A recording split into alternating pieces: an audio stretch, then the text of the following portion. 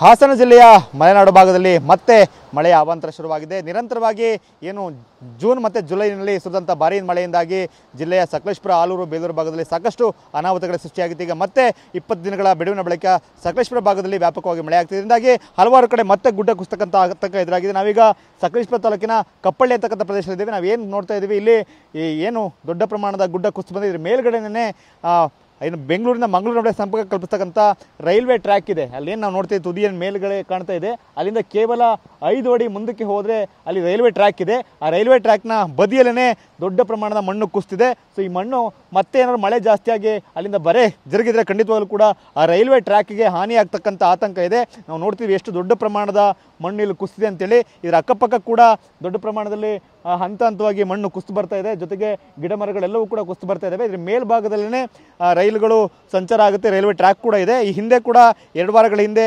ಸಕಲೇಶಪುರ ತಾಲೂಕಿನ ದೊಡ್ಡನಾಗರ ಬಳಿ ಎರಡು ಬಾರಿ ಗುಡ್ಡ ಕುಸಿತ ಉಂಟಾಗಿತ್ತು. ಮತ್ತೊಂದು ಕಡೆ ಎಡಕುಮೇರಿ ಬಳಿ ಕೂಡ ಗುಡ್ಡ ಕುಸಿತ ಉಂಟಾಗಿ ರೈಲ್ವೆ ಸಂಚಾರಕ್ಕೆ ಸಮಸ್ಯೆ ಆಗಿತ್ತು. ಈಗ ಮತ್ತೊಂದು ಕಡೆ ರೈಲ್ವೆ ಟ್ರ್ಯಾಕ್ಗೆ ಹಾನಿ ಆಗ್ತಕ್ಕಂಥ ಆತಂಕ ಎದುರಾಗಿದೆ. ಸೊ ನಿರಂತರವಾಗಿ ಕಳೆದ 3-4 ದಿನಗಳಿಂದ ಮತ್ತೆ ಮಳೆ ಆಗ್ತಾ ಇದೆ. ಸೊ ಈ ಮಳೆಯ ಪ್ರಮಾಣ ಹೀಗೆ ಮುಂದುವರೆದ್ರೆ ಮತ್ತೊಂದು ಕಡೆ ರೈಲ್ವೆ ಟ್ರ್ಯಾಕ್ ಸಮೀಪವೇ ಗುಡ್ಡ ಕುಸಿತ ಆಗ್ತಕ್ಕಂಥ ಆತಂಕ ಎದುರಾಗಿದೆ. ಕ್ಯಾಮರಾಮನ್ ಮಹೇಶ್ ಜೊತೆ ಮಂಜುನಾಥ್, KB, TV9 ಹಾಸನ.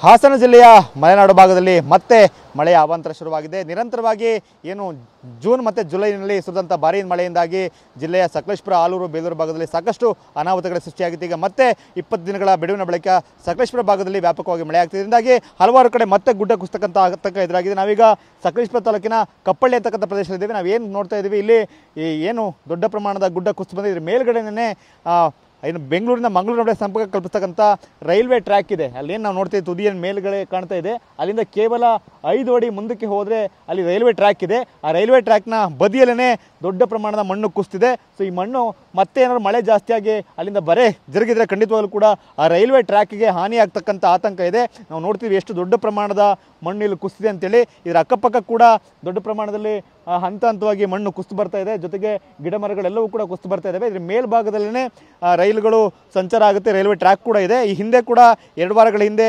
ಸಕಲೇಶಪುರ ತಾಲೂಕಿನ ದೊಡ್ಡನಾಗರ ಬಳಿ ಎರಡು ಬಾರಿ ಗುಡ್ಡ ಕುಸಿತ ಉಂಟಾಗಿತ್ತು. ಮತ್ತೊಂದು ಕಡೆ ಎಡಕುಮೇರಿ ಬಳಿ ಕೂಡ ಗುಡ್ಡ ಕುಸಿತ ಉಂಟಾಗಿ ರೈಲ್ವೆ ಸಂಚಾರಕ್ಕೆ ಸಮಸ್ಯೆ ಆಗಿತ್ತು. ಈಗ ಮತ್ತೊಂದು ಕಡೆ ರೈಲ್ವೆ ಟ್ರ್ಯಾಕ್ಗೆ ಹಾನಿ ಆಗ್ತಕ್ಕಂಥ ಆತಂಕ ಎದುರಾಗಿದೆ. ಸೊ ನಿರಂತರವಾಗಿ ಕಳೆದ 3-4 ದಿನಗಳಿಂದ ಮತ್ತೆ ಮಳೆ ಆಗ್ತಾ ಇದೆ. ಸೊ ಈ ಮಳೆಯ ಪ್ರಮಾಣ ಹೀಗೆ ಮುಂದುವರೆದ್ರೆ ಮತ್ತೊಂದು ಕಡೆ ರೈಲ್ವೆ ಟ್ರ್ಯಾಕ್ ಸಮೀಪವೇ ಗುಡ್ಡ ಕುಸಿತ ಆಗ್ತಕ್ಕಂಥ ಆತಂಕ ಎದುರಾಗಿದೆ.